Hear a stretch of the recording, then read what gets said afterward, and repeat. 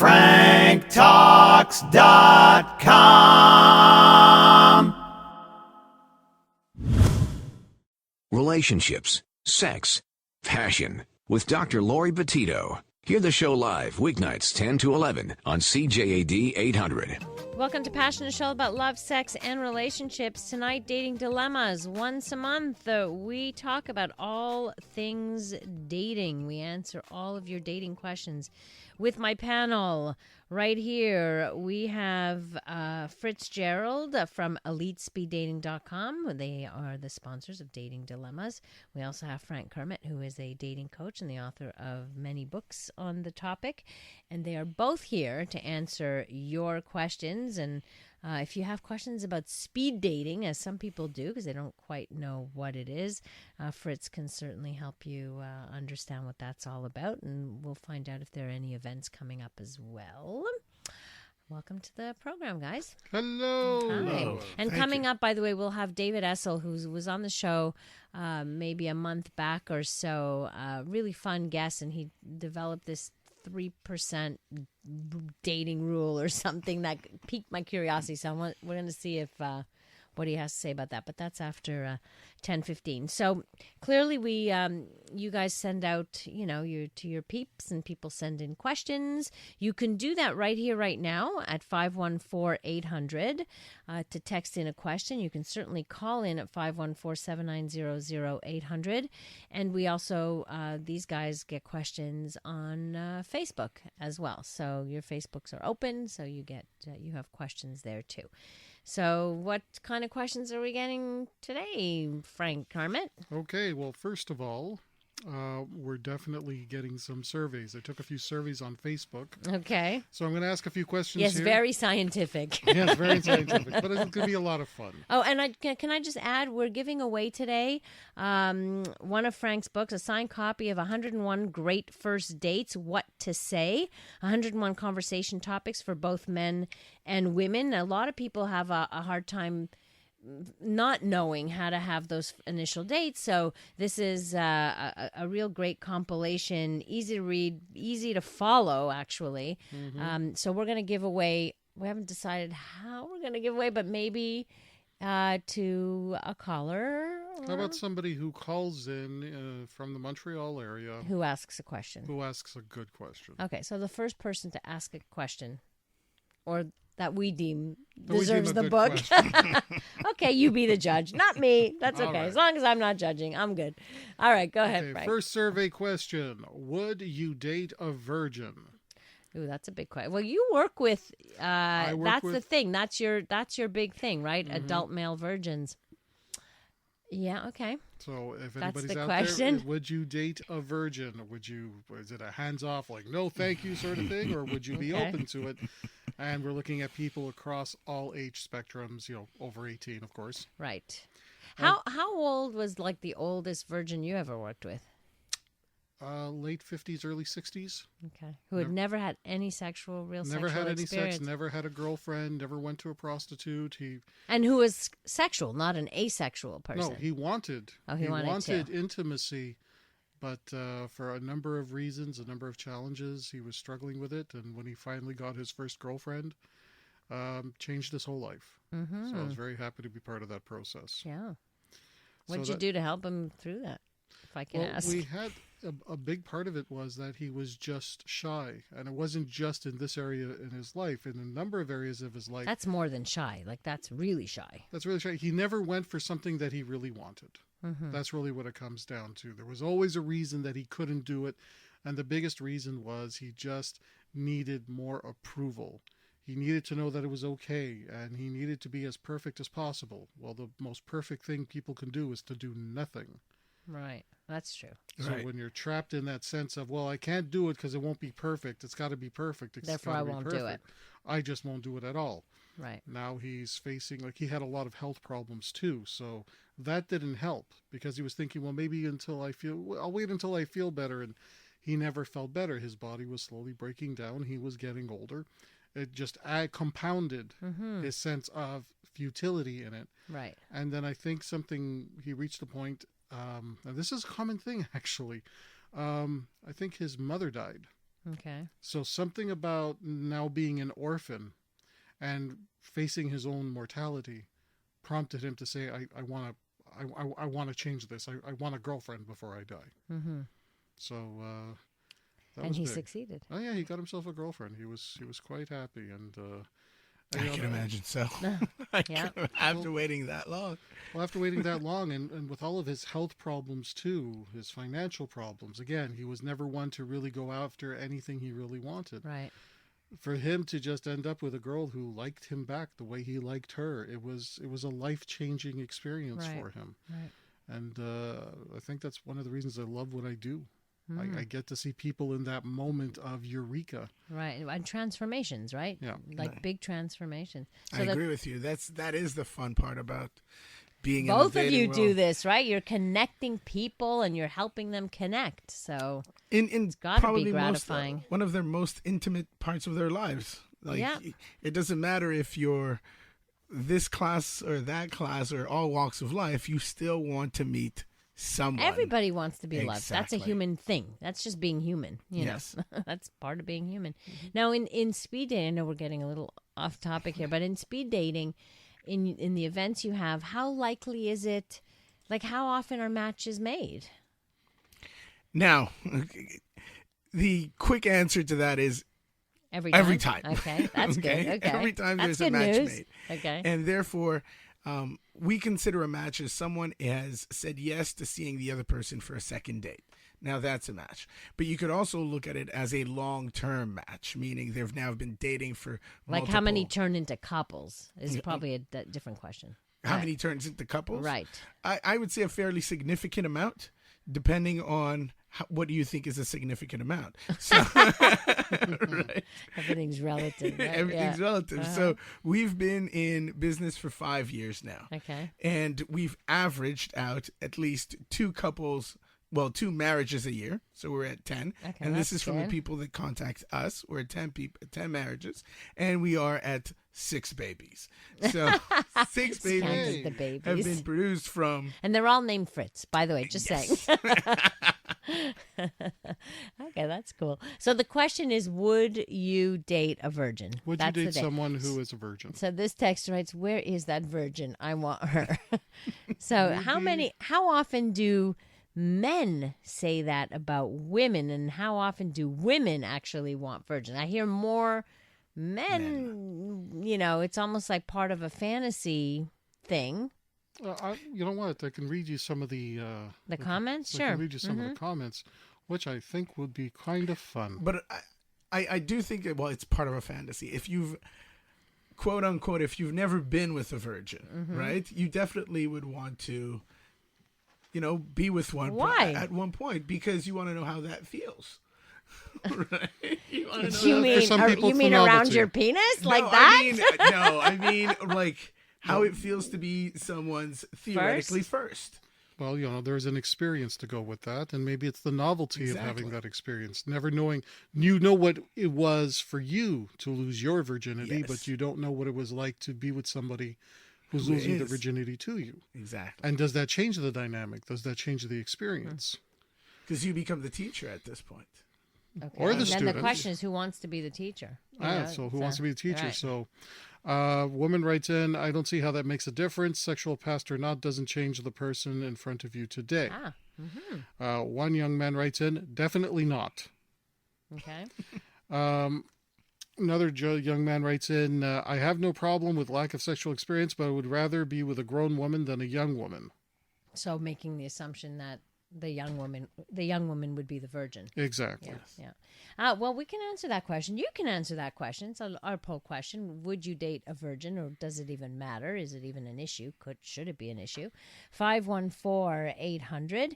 This is Dating Dilemmas, and coming up, we'll be speaking with David Essel. He will join our panel with Frank Kermit here and Fritz-Gerald Morisot of EliteSpeedDating.com. You're listening to Dating Dilemmas here on Passion and CJAD.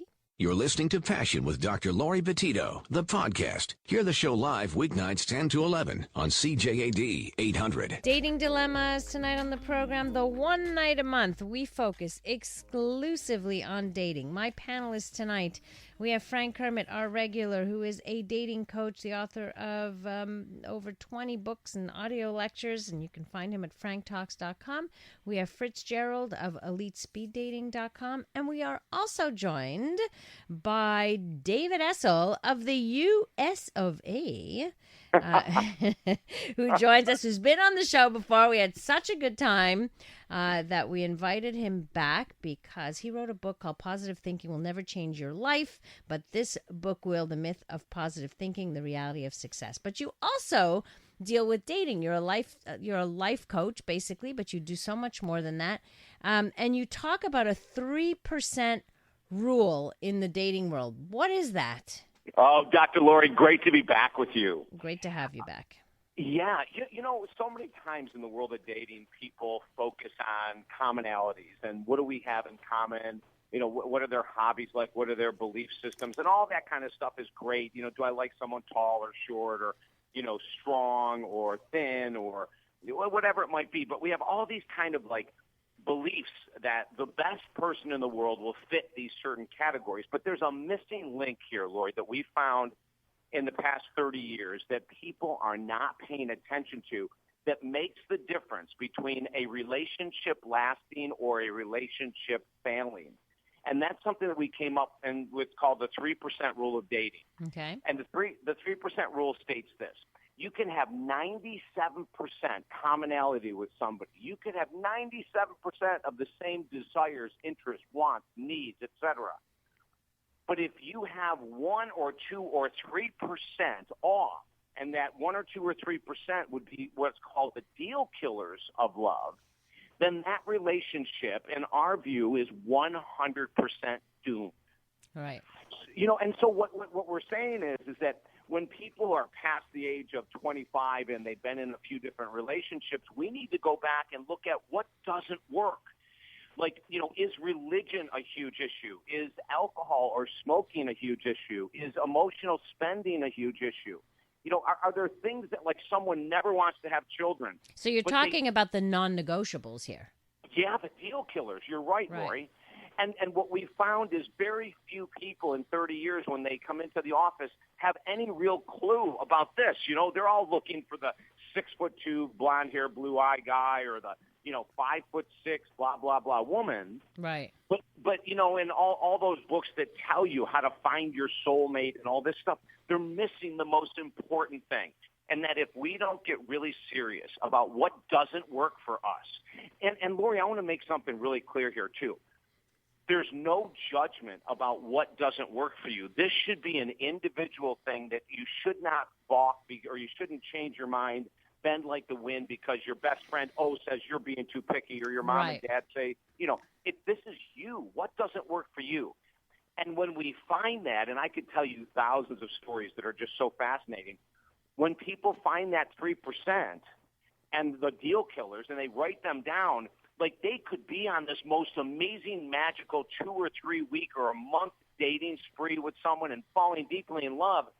But if they're paying attention, they're going, oh, my Lord, this is never going to work because this person has something that they aren't willing to change, and I can't go any further. And that way, we cut short the dating phase. Right. You don't waste time. I just had that conversation with a client today saying, you know, I don't want to waste my time. I don't have that time to waste. I need to get right to that. And we were going through some of the red flags. And, you know, one of them was like, yeah, we were talking about gambling and we were talking about all these things. It's like, wait a second, you know, why waste your time and go down that path if you already know that's a big no-no for you? That's right, Laurie. And what I'm asking, like all of your listeners to do, is to grab their pen and paper. You can look back at what didn't work in your past relationships, right? Yeah. You know, what was someone totally irresponsible with money? And that's a deal killer for you. Did someone go out and, you know, once or twice a week have too much to drink, and then you were driving them home, you were the designated driver, and you go, you know what, that is not working for me. Yeah. You know, like here's I'll tell you a couple things that, you know, might rattle some cages. But one woman I was working with, she said, you know, if a guy eats with his mouth open, he's gone.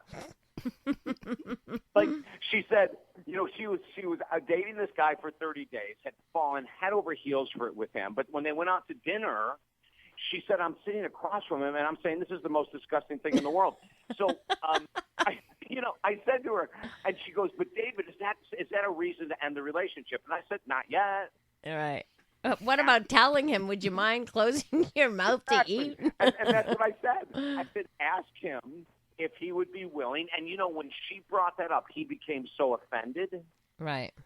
That she said, oh, my Lord, there's no way in the world that this is going to work. And thank you for helping me think about these deal killers instead of stretching this thing out 6 months and then my heart being crushed. Right. And something that he's not willing to change or doesn't Right. see as a need to change, which is fine. He's totally in his right to do as he wishes, but so would the other person, right? Yeah. Yeah. Another recent one, a guy fell in love with this beautiful, beautiful woman. They were out for about 4 weeks, 5 weeks, having this great relationship. They both wanted children. And so now he's thinking, oh, my gosh, this is perfect. She's within my age group, and, she wants a child, I want a child. And then they got to talking about how the child would be raised. And she came up with a deal killer in regards to how she's going to have her child. She already had it planned, and it wasn't that she was wrong. But her plan was something he could not live with. And so he was totally torn. He goes, gosh, you don't meet a woman like this. And so I said, why don't you guys both come in? We can sit, we can talk, we can see. She came in, she stayed about 15 minutes, she got up and left. That was it. That Complete was it. She deal said, breaker. Right. I'm not if you want to change, I'm not. You have my number. I don't budge on this. Right. Yeah. Well, and you're right. We need to know what our own. We need to be clear about that, and that is looking at ourselves. And I think before we go out and date, we do need to take stock of what is it, what, and it isn't about being too picky. It is about what we need. David, thank you so much. We've run out of time, but David, where can people reach you? Oh, yes. TalkDavid.com is the website, and they can get our free chapter of the #1 best-selling book, Positive Thinking Won't Change Your Life. Wonderful. TalkDavid.com. David, we'll talk again soon, okay? Thank you, Laurie. All Bye right. now. You take care. Bye-bye. That's David Essel, and more with my other panelists here on Dating Dilemmas on CJAD 800. You're listening to Passion with Dr. Laurie Betito, the podcast. Hear the show live weeknights 10 to 11 on CJAD 800. Dating Dilemmas tonight on the program. We've got Fritz-Gerald of EliteSpeedDating.com, as Dating Dilemmas is sponsored by Elite Speed Dating. And we have Frank Kermit, our dating coach, who's been doing this now for... How many years? 8? Has it been 8 years already? Since 2009. Holy crap, but time goes fast. So we have been focusing on dating issues for 8 years. We do this on a very regular basis every month, and we answer your questions. So we put out a question. Frank put it out on Facebook, kind of a little poll question of the evening, which was, would you date a virgin?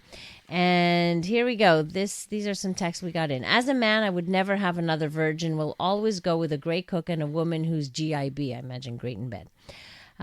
Do you equally wonder how it feels to be with a woman who had 50 partners? Since you're that curious, I guess that goes for you, Fritz. We were talking fantasy, right? Exactly. Right. This was a fantasy thing. Another texter says, I'm a guy and I would date a virgin. Not for the virgin thing, because I'm more interested in the person. And plus, we all started out as virgins. Well, that's a good point. Everybody has to start somewhere. Right. That's a very good attitude, actually. Yeah, very that's good, a great attitude. Exactly. And there are different reasons for people maintaining their virginity. Often, certainly not by choice. Some by choice.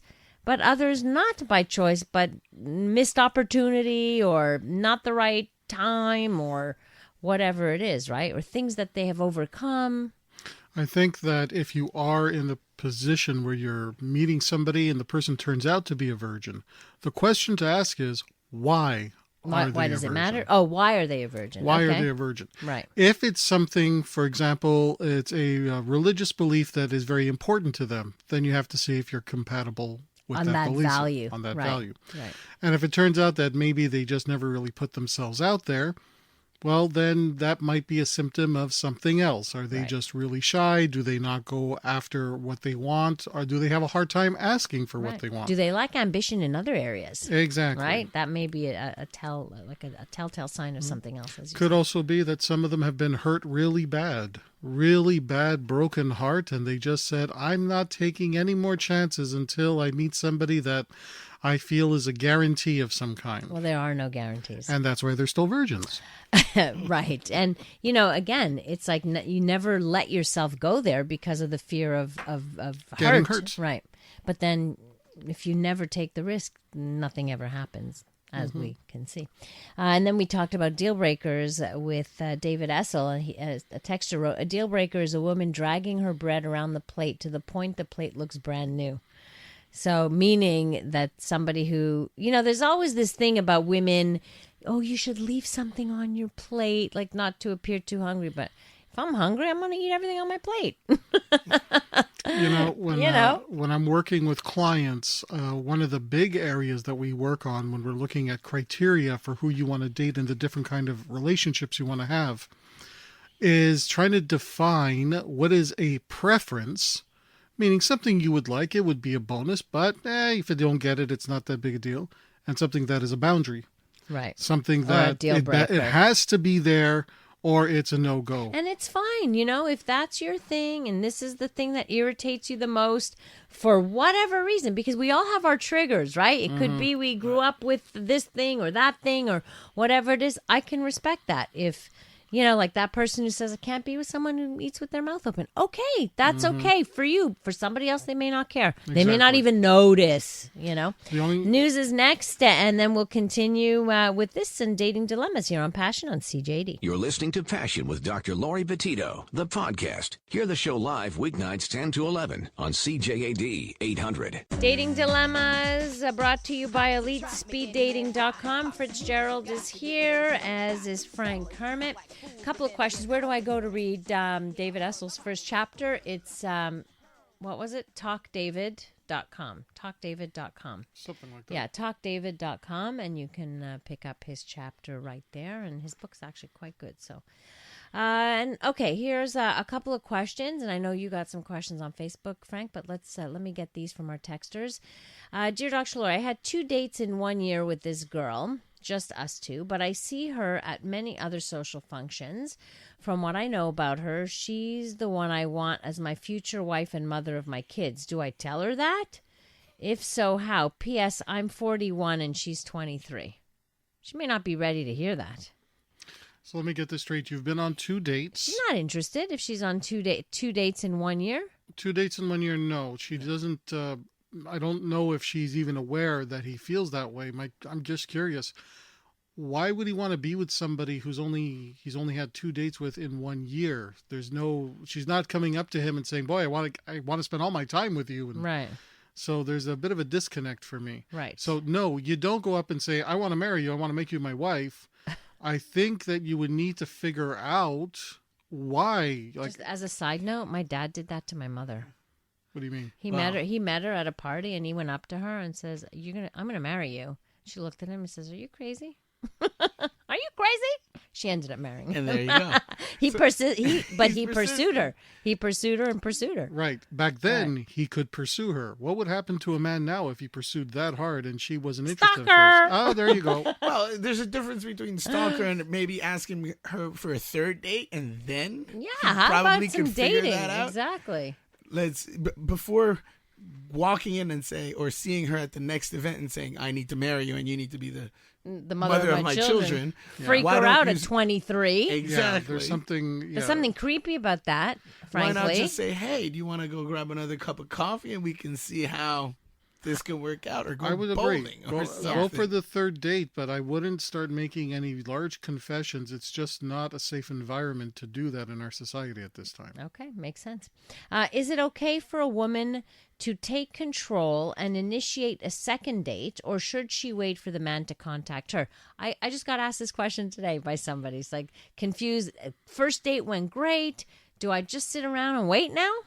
No. God, no. Okay. No, absolutely. Make the move. Life's too short. Don't wait. Okay. Just ask So you would do it. Yeah.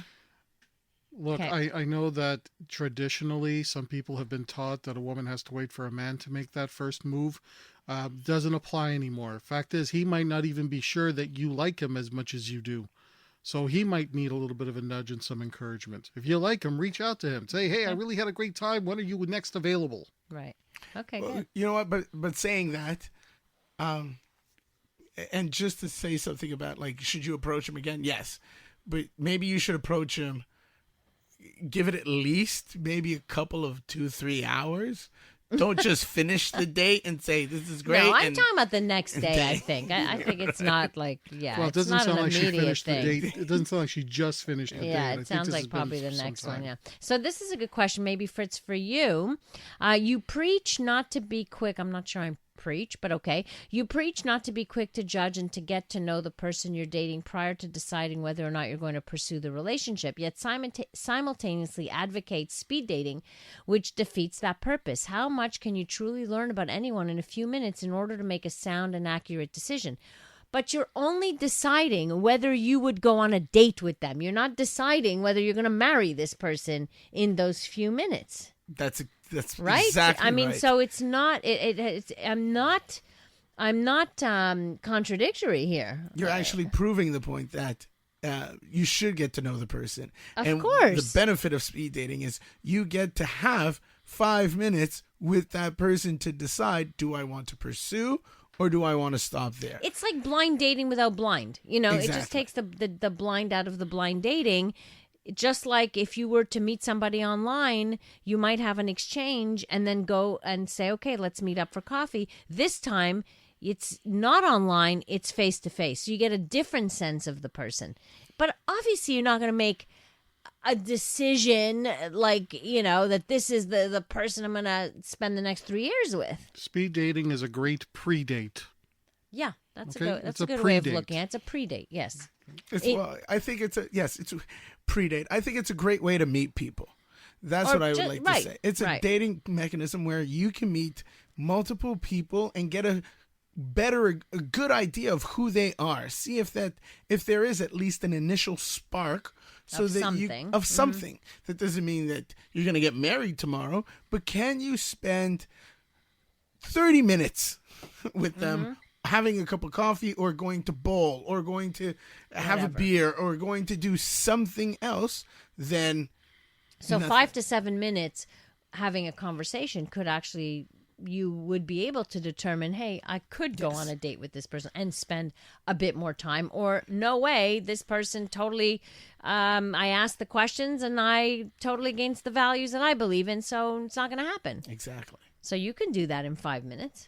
And the benefit also of doing it at speed dating is you remove, as opposed to online, because online also has its benefits. Yeah. But as opposed to other means of dating is you get the person in front of you. You actually get to see reactions, facial expressions, the way they answer, the way they hold up themselves. Or are you looking for someone who's chivalrous? Do they get up? Do they not? Do they say hello? Am I going to buy you a drink? Social interaction. What human they wear beings socks with generally sandals? used to do. Yes. Right? I got the feedback from one person who went to a speed dating event saying, you couldn't comb your hair? Like, you know, it was like completely disheveled look. It's like, aren't you supposed to put your best foot forward? And if somebody goes to an event and actually doesn't make an effort to dress for the occasion, would you want to date that person? Like, that's right away. Right You away. make a judgment on that, whether Exactly. you like it or not. Doesn't matter if he's so nice. You're going to make a judgment on that because we are humans. We do judge based on our own criteria of things. Maybe for somebody else it wouldn't matter, but maybe for someone it does. Yes. And as you actually mentioned that, I think that's great that you can also decide, you know what, even if it's rushed, that it is a judgment call that you want to make, because the other means that are behind a screen, that can progress for days, Yeah, months. unfortunately. And wait, that's a bigger time waster. Exactly. Yeah, because you know, again, I had a conversation with another woman who told me that she had a great connection with somebody online. He was so eloquent in writing and whatever. And in front, like when they were in front of each other, boring, like no sense of humor.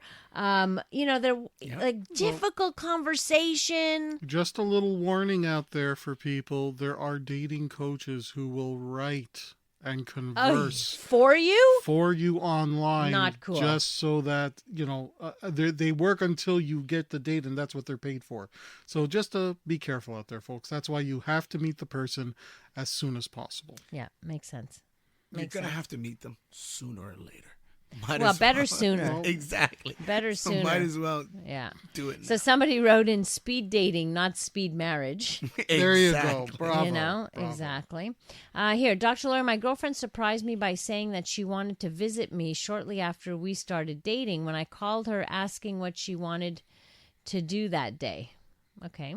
That's Ray, who has a big age gap relationship, if I'm not mistaken. But what other questions are you getting?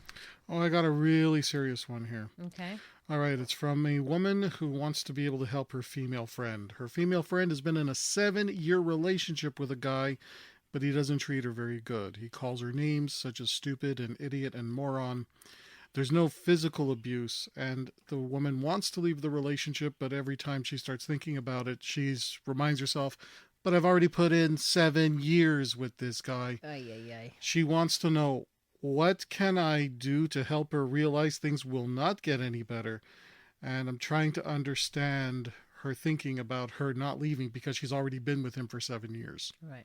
I think that's pretty common, too. People look at how much have I invested, and then the scary part, it's like better the devil I know than the one I don't. The fear of being alone, the fear of what's out there, the fear of not meeting somebody else. Like, well, I've invested this, I'll just suck it up some more. But the worst reason to do that, I mean, that's an abusive relationship. It doesn't matter that you're not being physically smacked around, but you're being put down on a continuous basis. Like, that is, that's a form of abuse. I will also suggest that if you've been in that type of dynamic for so long, you might start to believe everything you're being told. If someone who you care about is calling you names every day, you might start to believe in it, and then it's harder to think, well, maybe this is all I deserve, and maybe you're not going to be thinking I deserve better because you're looking at what you got. Yeah. Absolutely. I agree with both of you, but this lady is asking, what can she do to help her friend out? Well, we'll get to that in just a moment. What you can do if you are a witness to that, if there's anything you can do. More dating dilemmas coming up here on Passion on CJAD. You're listening to Passion with Dr. Laurie Betito, the podcast. Hear the show live weeknights 10 to 11 on CJAD 800. Dating dilemmas tonight on the program, brought to you by EliteSpeedDating.com. We are joined in studio by Fritz-Gerald Morisseau, who is the founder and president of Elite Speed Dating. We are also joined by Frank Kermit, our very regular dating coach here, and you.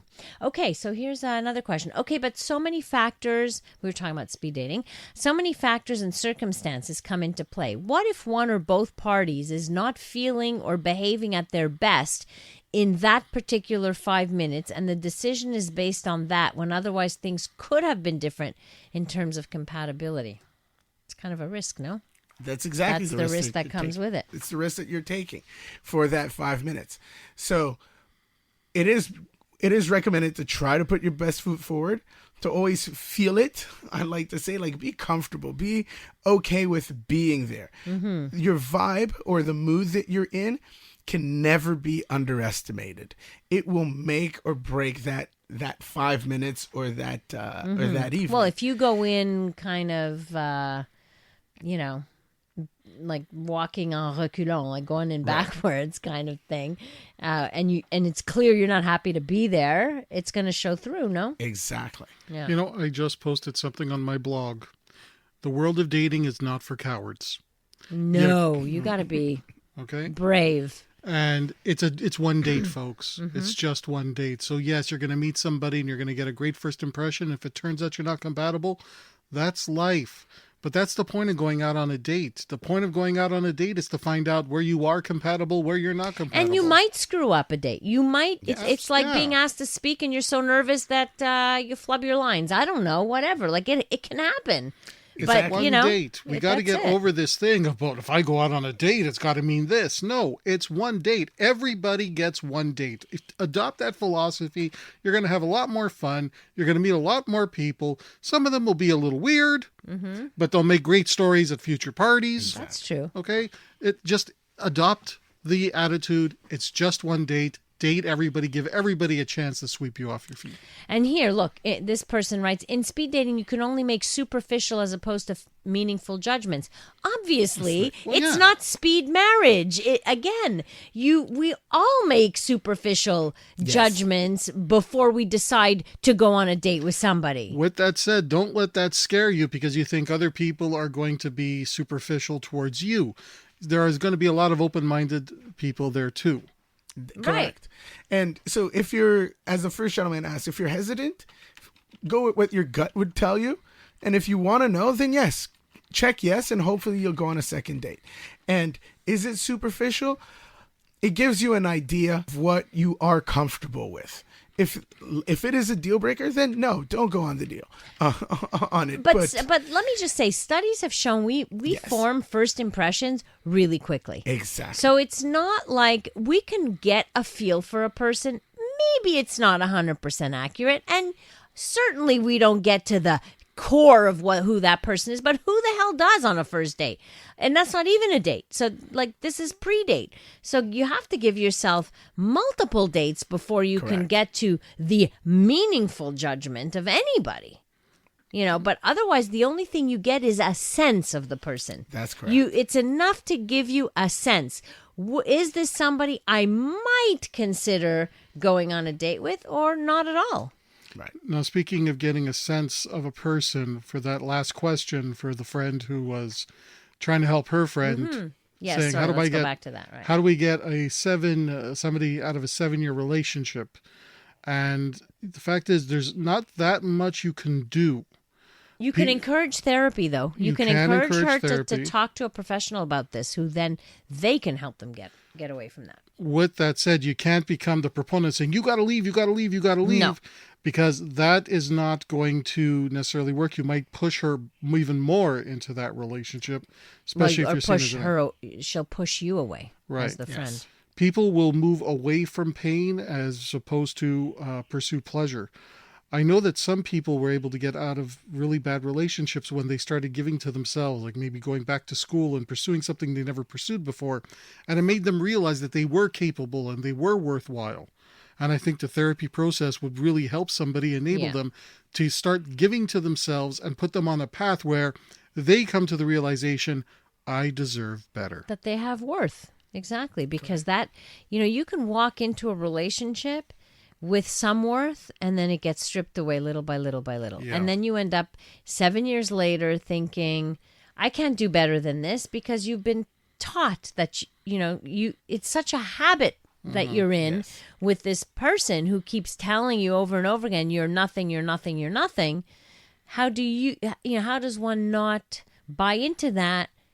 If you stay, you have to buy into it. Otherwise, you got to leave, right? So there's like this cognitive dissonance kind of thing that happens. I'm going to believe it because I'm here, so it must be me. So therefore, and so sometimes the process of therapy can help somebody just bring this to consciousness. Exactly. And then work to building some of those boundaries we talked about today, and that self-worth and all the other things that, are required for a healthy relationship. And if she doesn't build up that self-worth, chances are that the next relationship she gets into will be just as emotionally abusive. Unfortunately, yes. That's we do have patterns, and even as our earlier guest said, look at our histories. We often repeat the same damn things over and over again. You're listening to Dating Dilemmas. If you have any questions or thoughts, then you can give us a call, a text at 514-800 here on Passion on CJAD. You're listening to Passion with Dr. Laurie Betito, the podcast. Hear the show live weeknights 10 to 11 on CJAD 800. The last couple of minutes left of Dating Dilemmas here, brought to you by EliteSpeedDating.com. Fritz-Gerald and Frank Kermit in studio. So this texter is persistent, saying that that's as bad as saying you want nothing to do with the guy smiling next to you on the bus because he's wearing a T-shirt you don't like when perhaps he could be your most compatible partner.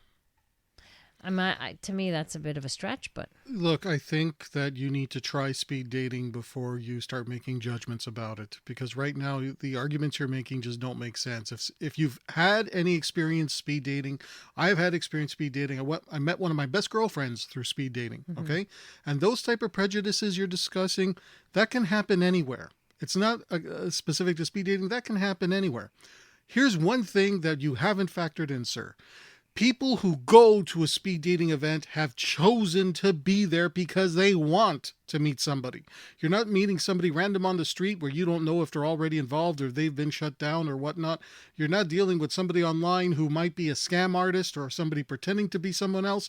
You're dealing with real people who are showing up wanting to meet you. Right. And it's up to you to pass that audition. Yeah, it is. That's a good way of putting it. Yes. It's a bit of an audition. That's quite true. You want to try to make the best first impression you can. And it's up to you to show the best you possible. Mm-hmm. That's all that you're doing. You're going there, being relaxed, having fun with people who are single. It's hard to be relaxed in those situations, I would imagine, for most people, no? And this is where we try to make the event as fun as possible in a great venue and deliver you a great experience. Now, if you have fun with us and you relax, and we try to get you relaxed as much as possible, you will therefore put your best foot forward. Have fun. Everyone who's there, as Frank just said, is single and is open to meet. Right. That's the privilege that you have. And right so there. Interesting, speaking to somebody who had gone to one event and initially thought, no, I don't think there's anybody here for me, and then decided I'm going to go through with it anyway, and sat down and, had the conversations, and in the end turned out there were 3 guys in that lineup that she originally thought, no, that she would at least give us a chance to go on a date with. So, and that's just from the talking. Yes. And so it goes beyond. Initially, it was completely superficial. Then once, she got to talk those 5 minutes, it was no longer as superficial. There were different things now that she was looking at and a different feel and what have you. So let's be completely honest here. Of course we judge people. We do that on a regular basis. There are people we see, we don't like their look, we don't like their vibe, we don't like whatever. It's our right to do that. If we're the ones dating, may not always be. You may miss, there's no question. You may miss out on perfectly great compatible people when you do that, but that's the way it works. Mm-hmm. Which links back to actually the last blog post that we put, The Power of the Open Mind, on Elite Speed Dating, is that, yes, you do judge, but keep an open mind. Try it out, because you might miss something if you don't keep an open mind, if you're not willing to try something new. Right. And don't expect that you're going to immediately be able to form, as this texter said, meaningful judgments. It just doesn't happen that quickly. Meaningful judgments are based on more knowledge of the person that you can only be. If we talk about layers, layer 1 of superficiality is just a picture. Layer 2 is a conversation. Layer 3 is getting to know the person. So we're at least 1 layer below the picture. Right. Right? We have something more. So listen, that's the way it works. Mm-hmm. And if you go in with a great attitude, you're going to have fun. Yeah. The very first time you go. It is an attitude thing. It's definitely an attitude First thing. time you go, you might be nervous, but I guarantee when you keep going back, you have a lot more fun. Yeah. Guys, thank you so much for being here. It's always fun talking about dating and being with you guys in studio. Fritz-Gerald could be found at elitespeeddating.com, where there is a listing of all your events, right? That's correct. And Frank Kermit can be found at FrankTalks.com as well. And you can find me, Passion, at CJAD.com, on my website at what's my website? DrLaurie.com. DrLaurie.com. Yes. What's wrong with my brain? At DrLaurie.com. Or, of course, you can follow me on Facebook as well. Thanks to Dave Simon in Master Control, and thanks to all of you for sending in your wonderful texts. And next up, it's The Comedy Show. Wishing you a wonderful rest of the evening, and please remember, life is short, so do take the time to smell the flowers and indulge your passions. Listen to Passion with Dr. Laurie Betito, live weeknights 10 to 11 on CJAD and CJAD.com. Need help with love, sex, dating, and relationship issues? Help from Frank Kermit, the best-selling author and Canada's most international relationship coach, is only a click away at FrankTalks.com. Coaching available in person, by phone, and by Skype. For singles, couples, and alternative lifestyles, FrankTalks.com.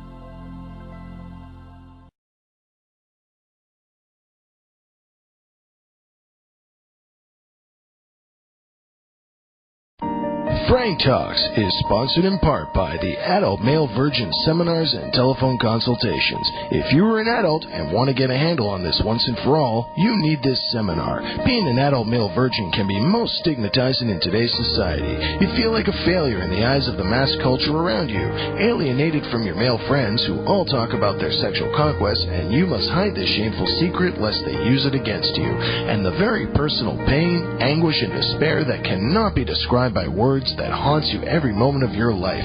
Enough is enough. It is time for male virgins to take charge of their sex lives.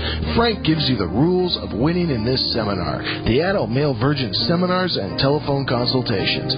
Make your first time the best time of her life.